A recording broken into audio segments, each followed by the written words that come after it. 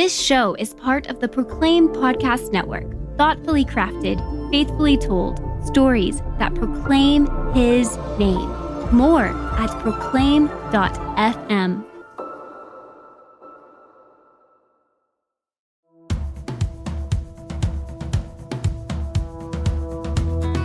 Hey, my name is Greg Tull. I live in Boston, Massachusetts, and I'm an active duty U.S. Coast Guardsman.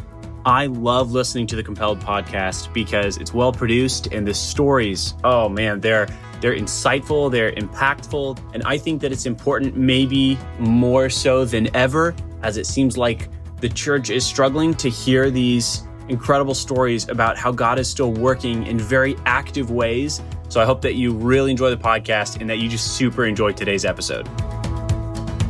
I'm Paul Hastings, and you're listening to Compelled, where we use gripping, immersive storytelling to bring to life Christian testimonies from the kingdom of God, told by the people compelled to live for Him. Recently, our guest was Kathleen Lansing. After Kathleen's 2-year-old son suddenly fell ill and was on death's door, she cried out to God asking for healing. But her son's condition deteriorated, and Kathleen feared the worst. Only a miracle could save him now. You can hear the entire story by tuning into episode number 45 with Kathleen Lansing.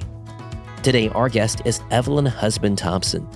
Her husband, Rick, was selected by NASA to be an astronaut in 1994 and was the commander of the Space Shuttle Columbia in 2003.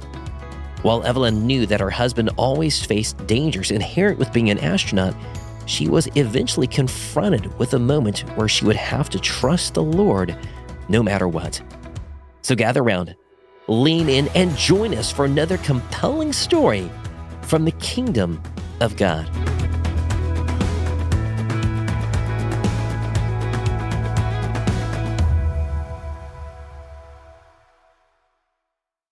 A while back, I drove to Houston to interview Evelyn at her home church. Evelyn grew up in West Texas her entire life and gave her life to the Lord when she was 13. A few years later, at a church camp, that faith became very real and was cemented for her. And strangely enough, Evelyn grew up only a mile away from her future husband, Rick husband, and even went to the same high school with him, but they never officially met. And yes, to be clear, Rick's last name was Husband, spelled just like husband and wife. And yes, I'm sure that there were plenty of puns to be made about that, but it obviously wasn't something that bothered Evelyn. He graduated a year ahead of me and went on to college at Texas Tech University, and I followed the next year. And we met at a basketball game. I went with a group of girls, and he went with a group of guys, and we actually only sat a row apart from each other.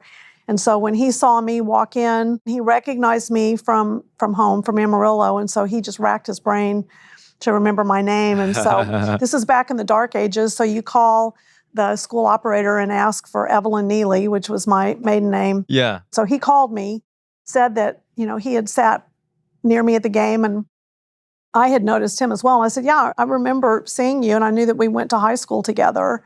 But it was funny because I answered the phone, Kappa Pledge Evelyn, because I was pledging a sorority, and he almost hung up because he was not really interested in dating somebody in a sorority. And thankfully, he didn't hang up. So we talked, and then he ended up asking me out on a date. We went on our first date, and on that date, he took me to dinner.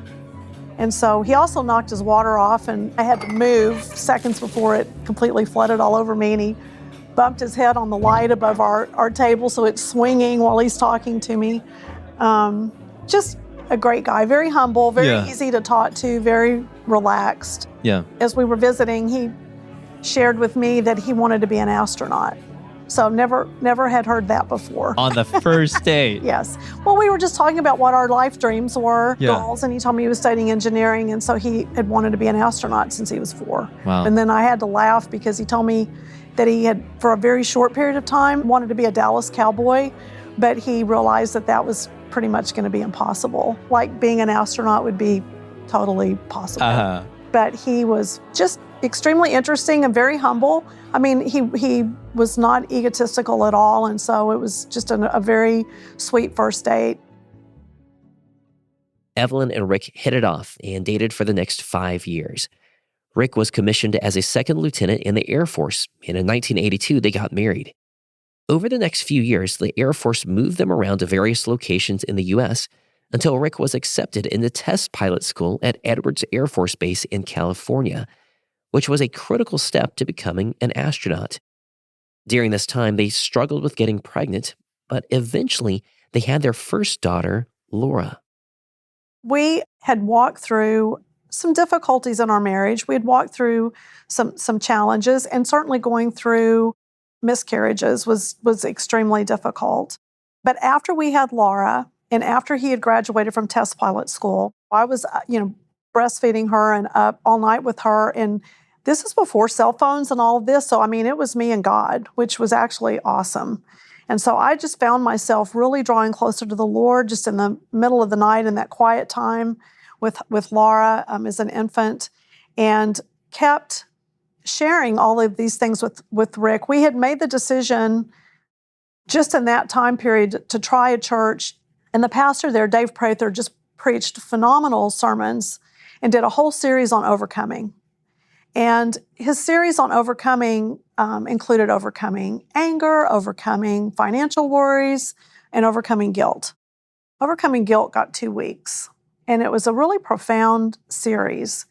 And I just found myself becoming more and more exasperated a little bit with Rick, because I could feel the Lord really moving me along, and he just felt like he was really tethered, that he just was not drawing closer to the Lord like I was. And it's not a competition, but I just wanted him as my husband and as our spiritual leader, and I wanted him to be growing. And I just finally asked him.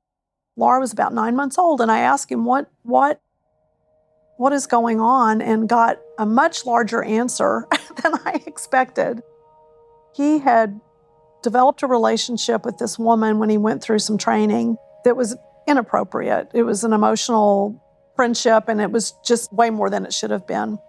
And he had carried that for several years, and he was just broken over it, absolutely broken over it.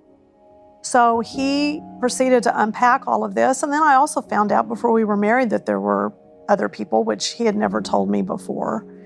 And so it was awful. It was a very difficult time for us. But he unpacked all of that. And we stayed up most of the night crying. And I think part of the fact that Laura was asleep in her crib and she was 9 or 10 months old really helped anchor me that I wanted to work through this. But the Lord was in the midst of all of it. And he was in the midst of strengthening us. And he knew the ultimate journey we would be on.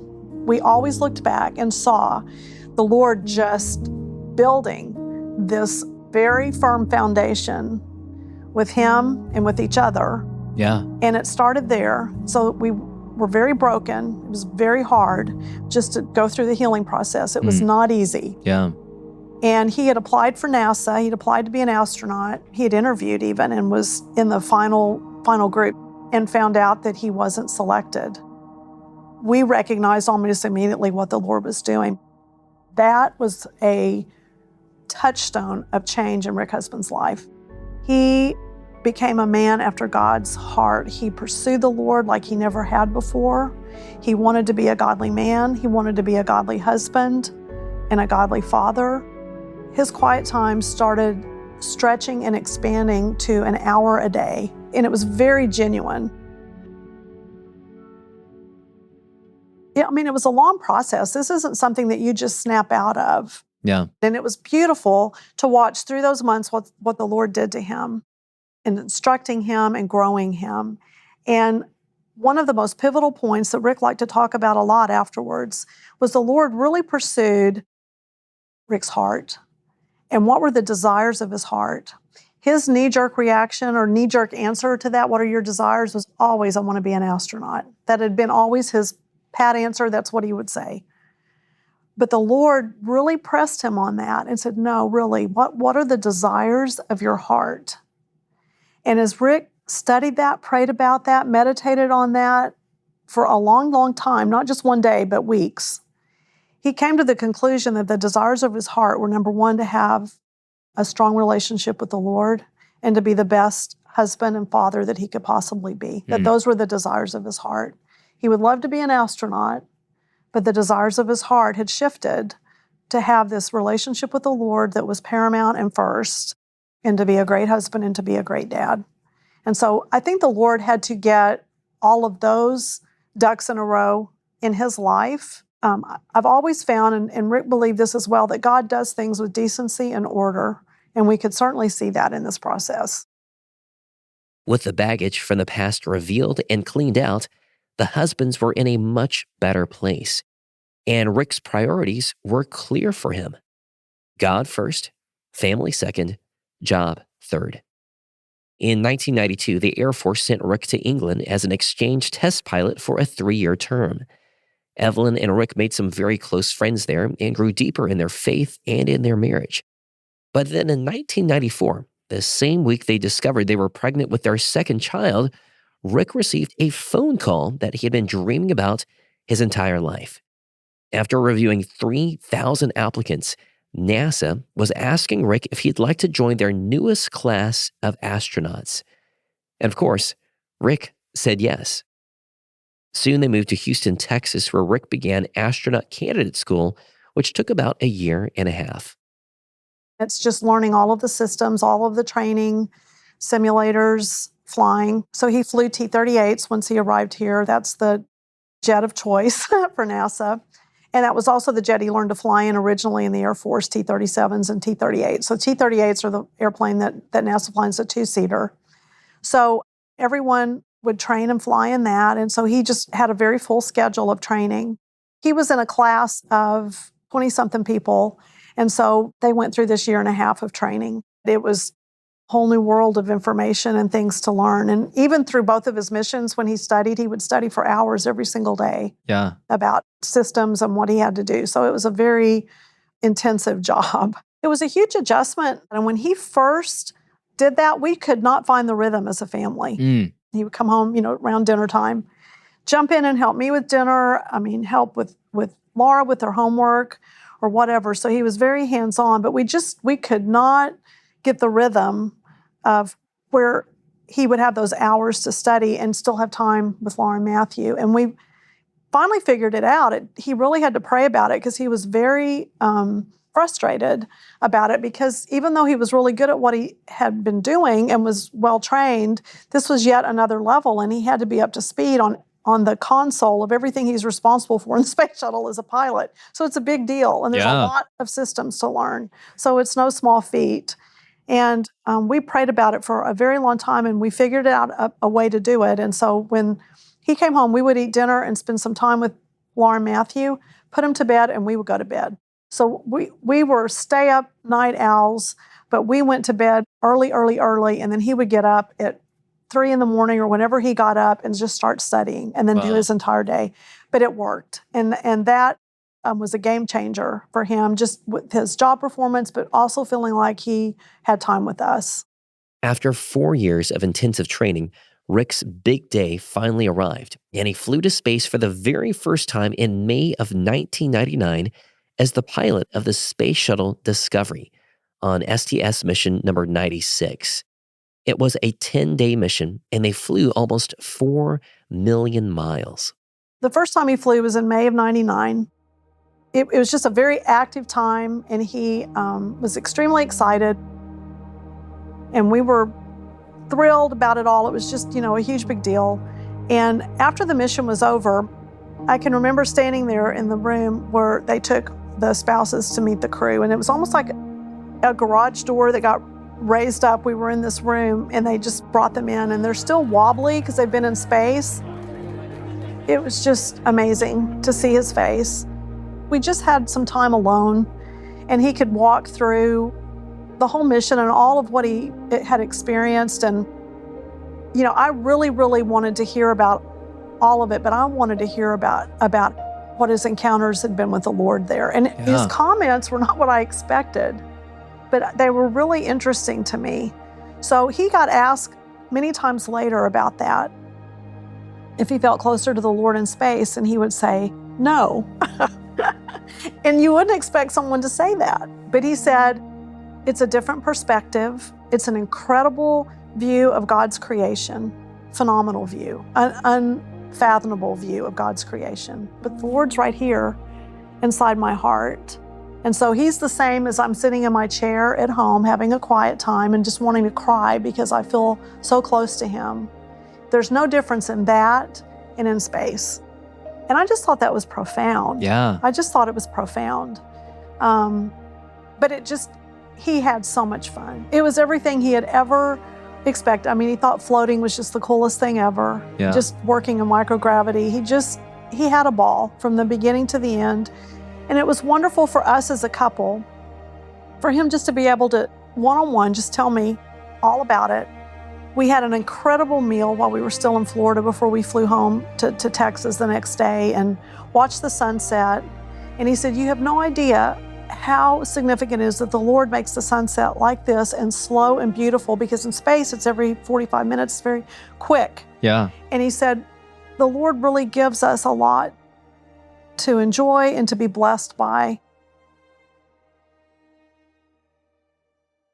After Rick landed, he had not been in his post-flight stuff very long, and he was approached by the chief of the astronaut office and asked him if he was interested in flying another mission sooner than later, and this time as the commander. And that just doesn't happen. So he was too humble to brag about it. He didn't brag about anything, but too humble to say it. But typically a pilot would fly twice in the pilot seat before they flew as a commander of a mission in the left seat. Rick was assigned to STS mission number 107 on the Space Shuttle Columbia, which wouldn't launch until 4 years later. But there was already much to do. 6 other members of the shuttle crew were selected, each with different skills and backgrounds, including Ilan Ramon, the first Israeli to go to space, and Mike Anderson, one of their neighbors who was also an astronaut and went to the same church with Rick and Evelyn. Mike's wife, Sandy, was also a close friend of Evelyn's. The build-up to the mission included extensive preparation, not only to fly the shuttle and to live in space, but also to conduct the various experiments they would carry out on board. But while the crew prepared for this mission as much as they possibly could, no one could foresee the impending catastrophe. More on that after the break.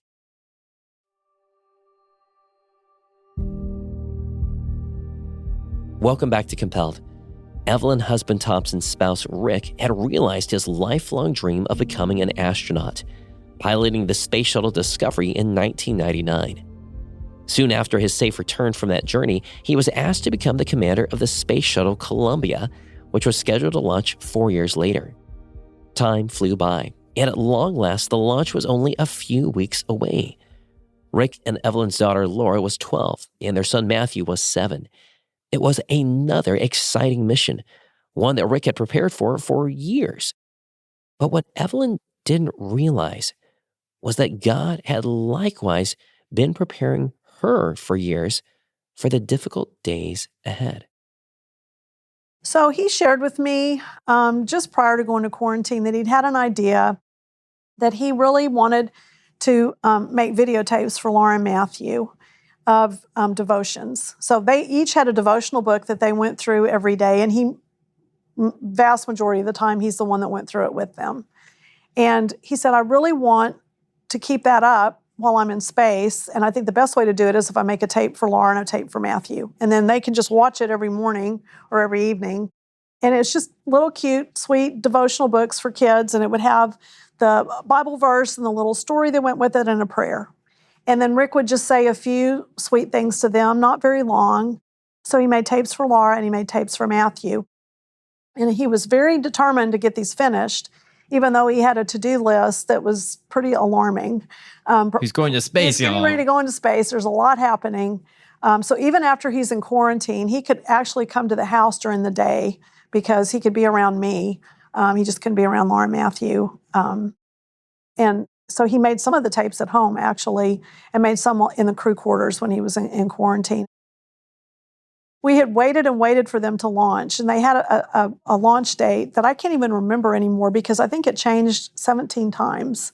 So there were different problems with the orbiter, different problems with whatever that would postpone the launch date. The night before he flew, he had been studying Joshua, and he quoted from memory Joshua 1:6-9 and talking about the Lord will be with you wherever you go. And it was just amazing. It was just such a sweet time. We both felt like we were in a Holy Spirit bubble. I just don't know how to describe it, but we felt very much at peace, very excited, just really looking forward to everything. So launch morning was just beautiful. I'm on the roof of the Launch Control Center outside, 3 miles from the launch pad, and that's as close as you can get. Guidance is internal. 12, 11, 10, 9. Ignition sequence start. You're nervous. You want everything to go well because you've had a visual of Challenger. 6, 5, 4, 3, 2, 1, 0. Liftoff. We have a liftoff. As it's lifting from the launch pad, you can feel it. It's powerful. It's very powerful, very emotional.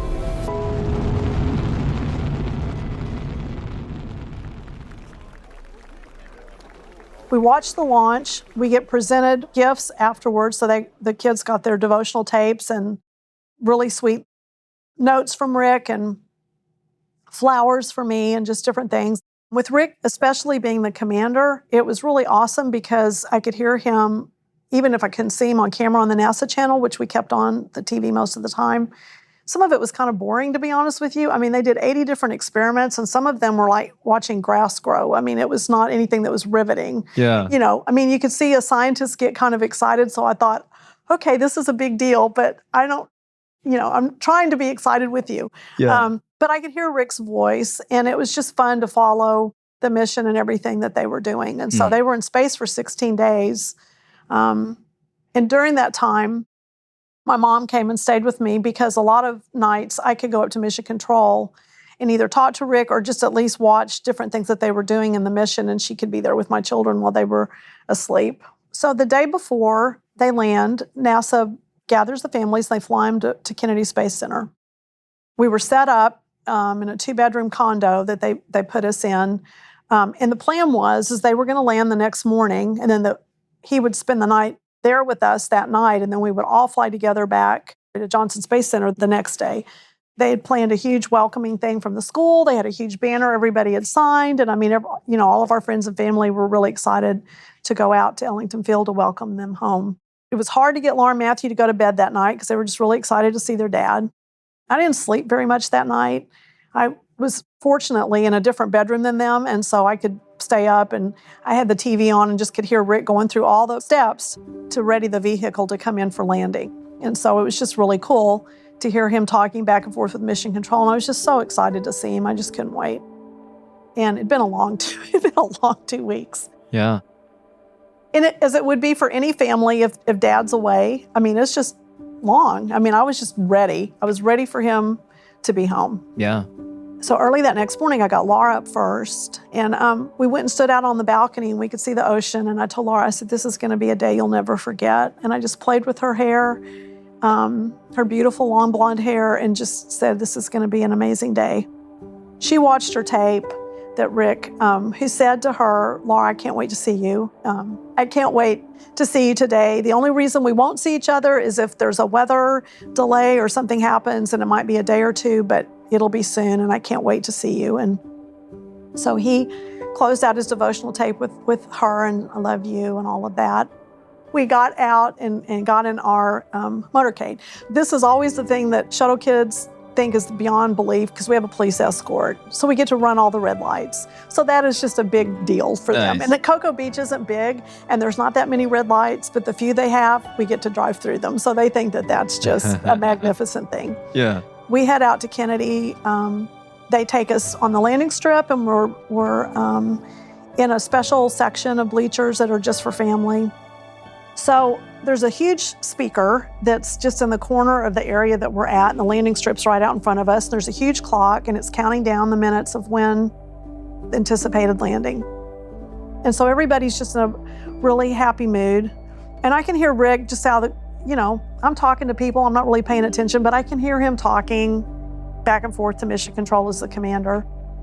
And then I knew that they would go through this period that there was no communication when they would enter the Earth's atmosphere, that there was a certain point that that they have no communication. So after they passed through that period of time, they start trying to reconnect with the shuttle, and they try it on various frequencies, every frequency that they have, and they cannot reach them. I think Rick says a couple of words, but he's cut off. About a minute or two out, I asked Steve Lindsay, my contingency officer, which direction are they coming in to land? And he said, just hang on a minute. And I just got a little ping in my gut. I'm just thinking, I hope everything's okay. I mean, I really didn't have a huge indication that something was wrong. But I thought, I hope everything's all right. And then Laura and Matthew were nearby, and I just said, y'all come and stand here with me, because I mean, they're getting ready to land. And so we're watching the clock, and we're watching it a little bit more closely now. The numbers start counting down to a minute, down and down, and I knew that we should have already heard a sonic boom, and there was no sonic boom. And I was near Rick's mom and Rick's brother, and I said, we haven't heard a sonic boom. And Keith was an airline pilot, Rick's brother, and he said, I don't think we're going to hear a sonic boom. So that same thing in my stomach, and I looked at Steve, and I said, when are we going to hear the sonic boom? And, he was on the phone by then, and I started noticing all of the men from NASA, all of the VIP guests, whoever these people were, pouring out of the bleachers, and they're all on cell phones. So we're standing there, and I'm holding Laura Matthews' hands at this point, and we watch the clock count down to 0. And there's been no sonic boom, and there's no landing. And I don't know what to think. I remember looking up at the sky and just thinking, Lord, is Rick okay? And not being able to comprehend that he might not be. Laura and Matthew were not very talkative, but both of them said, is Daddy okay? And I said, I don't know. I don't know what's happening. Pretty soon after that, we were shuffled out from this viewing area, and our special agents were all standing there that we'd had so much fun with just before. And one particular man, one precious man named Roger, he just looked at me and he said, Evelyn, I'm so sorry. And I thought, what on earth is he saying to me? I mean, I don't know anything yet. What is he saying to me? And I become aware for the first time of the press. And the press is kind of off to the side, but they're focusing all these cameras on us and taking pictures of us. And it's a very surreal moment. We knew something wasn't right. My one and only focus was Laura and Matthew, making sure that they were okay. We load in the cars, and the press is taking pictures of us. They're trying to talk to us. People are keeping them away. And they drive us the short distance to crew quarters. And all of the astronauts had stayed in their bedrooms in crew quarters a few nights before their launch. So they let us just go to their bedrooms. Rick had his own room. His name was on the door. His duffel bag was there with his clothes, even his wallet, because you don't need a wallet in space. So all of his personal stuff was there. Couldn't even cry. I didn't know what to do. We're all just in a state of shock. So I called my dad. And when I called my dad, he was at home in Amarillo, and he'd been watching it on TV, and he's sobbing when he answers the phone. And I just said, Daddy, I said, is Rick okay? And he said, I don't think so. He's not okay.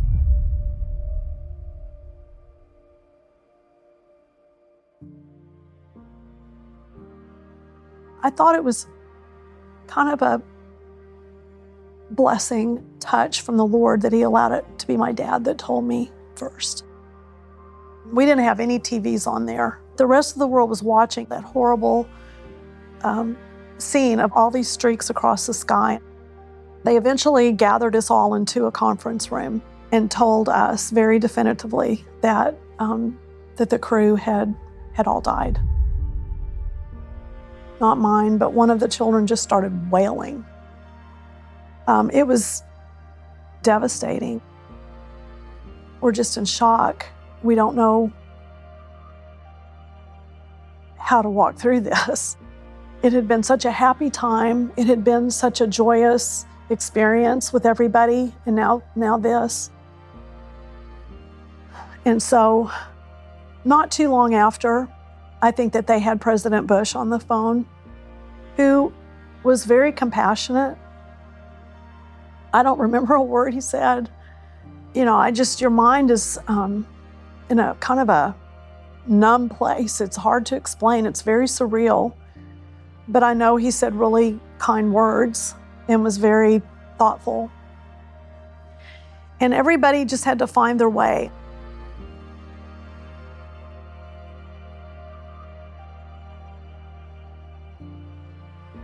The devastation was complete. Evelyn describes those hours as some of the hardest in her life. At the time, no one was exactly sure what had gone wrong, except that Space Shuttle Columbia had disintegrated during re-entry and burned up, instantly killing all on board. For Evelyn, this was her darkest hour. More on that after the break. Welcome back to Compelled. Evelyn husband Thompson's spouse Rick had been commander of the Space Shuttle Columbia. On February 1st of 2003, Columbia was returning to Earth, and Evelyn and her children were at Kennedy Space Center, anticipating Rick's safe return. As the Space Shuttle's re-entry window came and went with no sign of a returning shuttle, Evelyn became overwhelmed with questions, fear, and eventually the dreaded realization that something had gone horribly wrong. Moments later, Evelyn, her kids, and the families of the rest of the Columbia's crew were informed that the Space Shuttle Columbia had disintegrated during re-entry and that all of its crew had been instantly killed.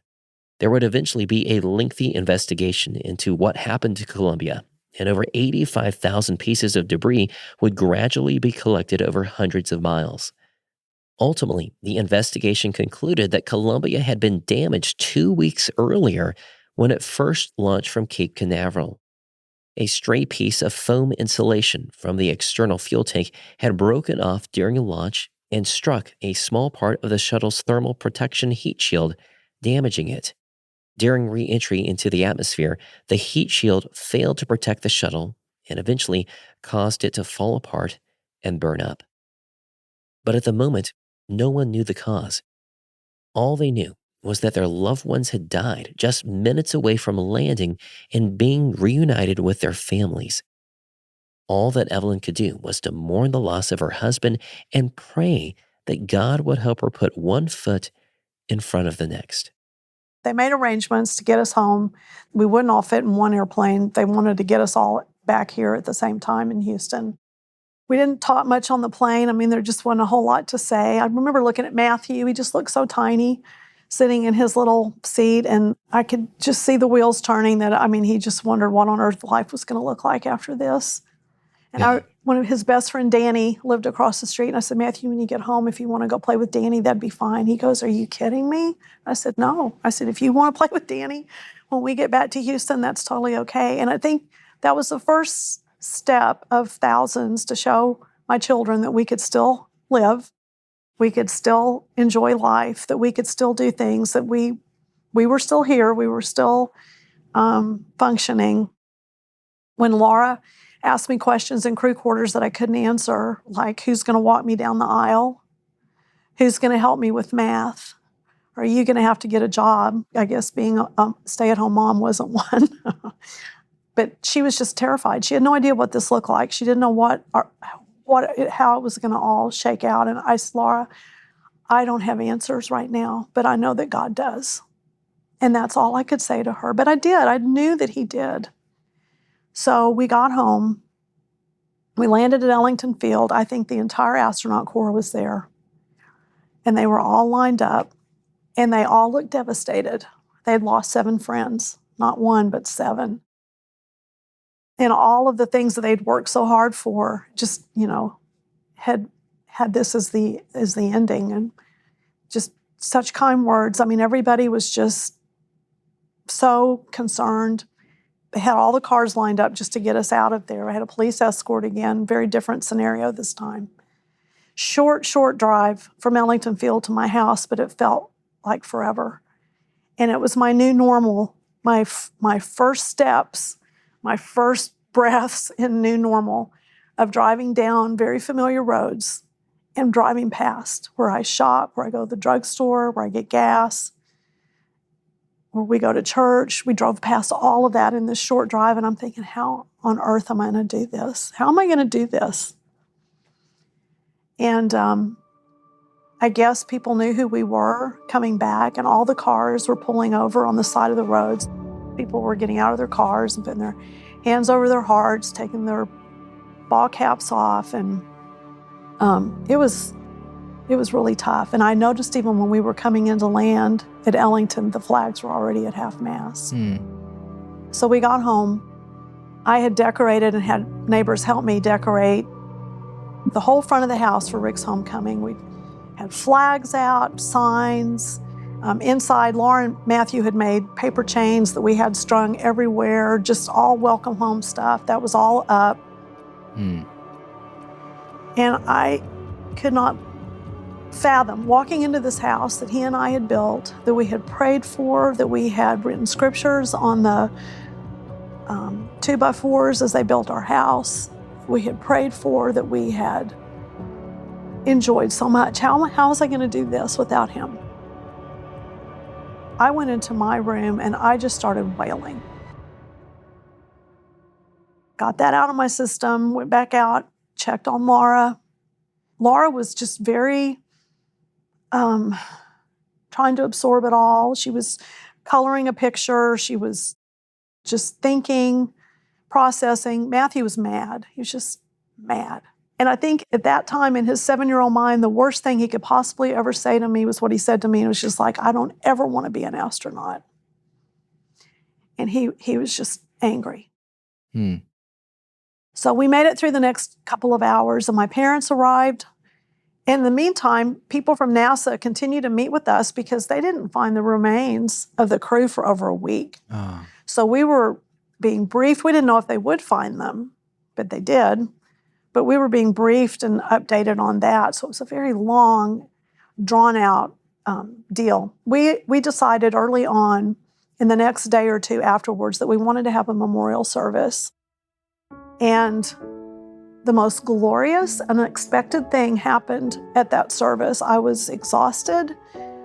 I felt very held by God. And Rick sang in the choir. He had a beautiful voice, and they had a chair up there draped with an American flag.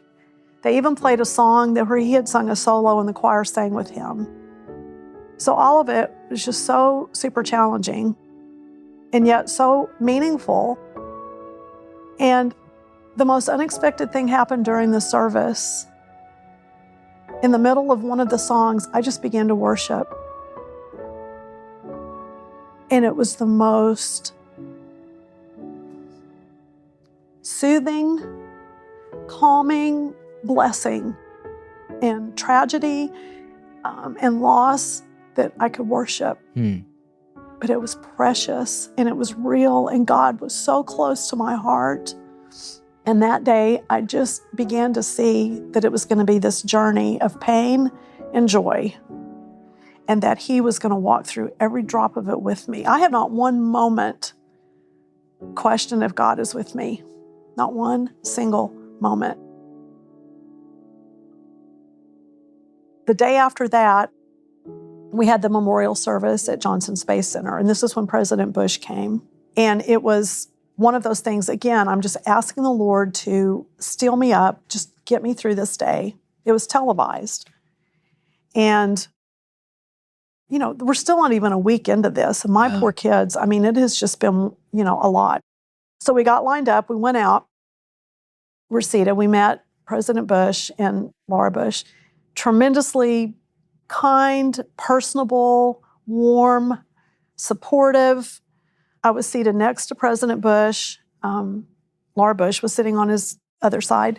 And then to my left was my daughter, Laura, and then Matthew.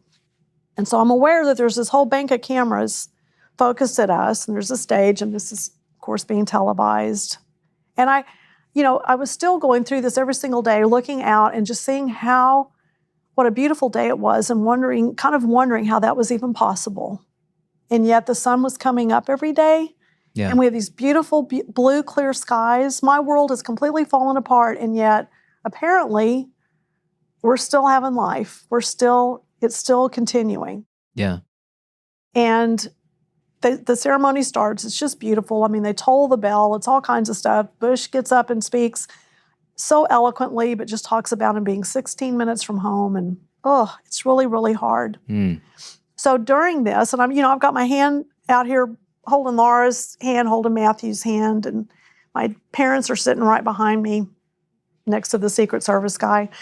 So all of a sudden, I'm aware that Matthew has just sneezed. And so I didn't think much of it, but I just kind of look over at him just to see what has happened. And it is an issue. It is the grossest, most mucus-producing sneeze I have ever seen ever. He wasn't sick. He didn't have anything wrong. But all of a sudden, there's mucus all over Matthew's face. And he's trying his best to sort it out and fix it. And he's trying to wipe his face. And Laura is not going to assist in any way, shape, or form. She is grossed out beyond measure. So Matthew's just looking at me, and it's just like, and then I hear all the cameras starting to click. And so they're thinking maybe Matthew's crying. I don't know what they're thinking, but at least we're doing something. So now all of a sudden we're interesting. So they're taking all these pictures, and I thought, okay. So I'm trying to figure out how to sort Matthew. I mean, we need something. President Bush becomes aware of what's happening, and he leans over to me and he says, "Do you need my handkerchief?" And I said, "That would be great." So he hands me his starched white presidential handkerchief that I hand over to Matthew. And Matthew unfolds it and just wipes all of the stuff off of him, gets himself all sorted and clean. He tries to hand it back to Laura, who is not going to touch it for all the money in the world. And so hands it back to me, and so I'm holding it, and then I hand it back to President Bush, and he puts it in his pocket. Gross. So I completely am not even thinking about any of this till later. And I am flooded with phone calls from my friends saying, "What? Why did you give the handkerchief back to him? What were you thinking?" And I said, "It's his handkerchief. I was supposed to give it back to him." But the thing that was just so interesting to me that the Lord showed me that day, and he has showed me every day, is that there is light in the middle of darkness. There is humor in the middle of sadness. There's joy, and he is with us. There are things that are going to happen. And despite the fact that we were walking through this horrifically hard event and journey, the Lord showed me some very normal things and humorous things and quite frankly, helpful things that we were going to be able to make it through. As Evelyn's story came to a close, I asked her, what would the Evelyn today say to the Evelyn back then who was just recently widowed? Strange enough, I just acquired a video of an interview with Katie Couric that I made only 48 hours after the launch, and I just watched it last week. Yeah. And so I was able to look at 44-year-old me and look, knowing where I was at that stage. And so I've actually thought about this a lot. Yeah. And I would be almost giddy to tell that Evelyn that your life isn't not only not over, and you're not going to just survive this, but you're going to thrive. There is so much more to come. The Lord has a banquet of experiences laid out for you. It's not all going to be easy, but you're learning to trust more and more and trust His faithfulness. I walked through breast cancer a few years ago, so I mean, I've had things that are not great, but the Lord has shown His faithfulness through all of those. And my hugest concern would have been about Laura and Matthew. How are they going to do? So you can imagine that something like this would be very challenging, especially as a child, and that it would create a lot of fear, fear that you would lose your other parent. I mean, this takes away an innocence that you once had, that you didn't know that your mom or dad could die. It's not something you'd ever thought about or very much. But now all of a sudden it's real, and you realize that people that you love can leave your life. And that was the story of our family over the next 6 years. We just lost one family member after another. It's just unbelievably tragic. And yet, through all of that, God has been faithful, just as faithful as he was when Columbia happened. We have seen him keep us close to his heart and hang on to us and walk us through all those difficulties. And it strengthened our relationship with him. I mean, our ultimate goal is to be more Christ-like. Yeah. And so as he pulls us into his presence and shows us who he is, I mean, there's no other place you want to be. And to know that, yes, you're going to have trouble. Matthew's favorite Bible verse is in John, and it talks about, in this world you will have trouble, but be of good cheer, I have overcome the world. And so the Lord shows, yes, you are going to have trouble, but I have overcome the world. And he has shown that in our lives over and over again. And it's been overwhelming and amazing to watch both of them on their own faith journey, drawing closer to the Lord and getting strength from him, and not riding on my coattails or their dad's coattails, but it's their faith. They own it, and they have their own personal relationship with Jesus.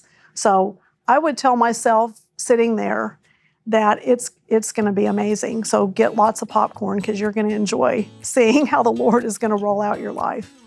Wow. Evelyn, it has been a pleasure to sit Thank down you. here and share your journey that you've been through, how God has used tragedy and turned it into something good. Yeah.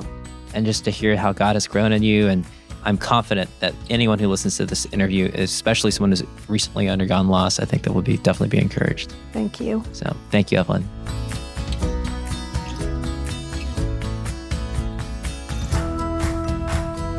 Evelyn's story is so encouraging for anyone who has undergone the loss of a loved one. In fact, right as we were beginning the Compelled podcast, my wife Sarah and I suffered 2 miscarriages back to back, and it was devastating. I remember at the time pondering how we would ever heal from it, because the sense of loss was just so profound. But just like Evelyn and her children, we have personally seen God carry us during those darkest of days and walk by us through the seasons ahead. One of Evelyn's favorite Bible verses is Proverbs 3, 5, and 6, which says, "Trust in the Lord with all your heart, and do not lean on your own understanding. In all your ways acknowledge him, and he will make straight your paths." And that verse is one of the same scriptures that we clung to during our moments of trial.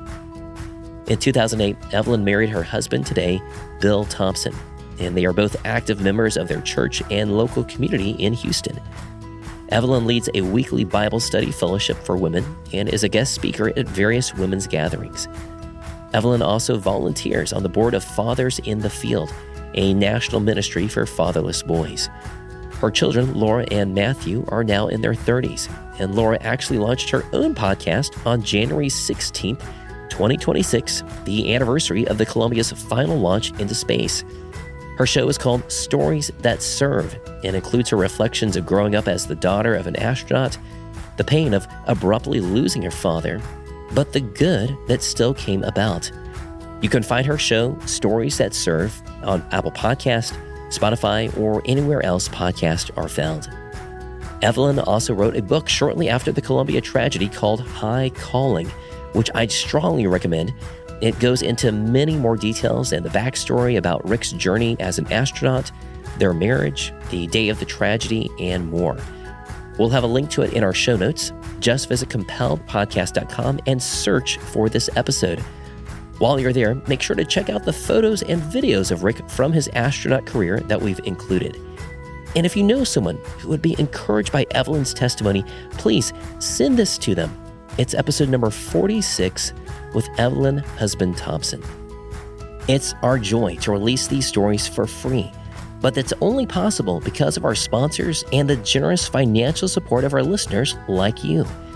Creating stories like these is not cheap. In fact, a single episode can take upwards of 80 hours to produce.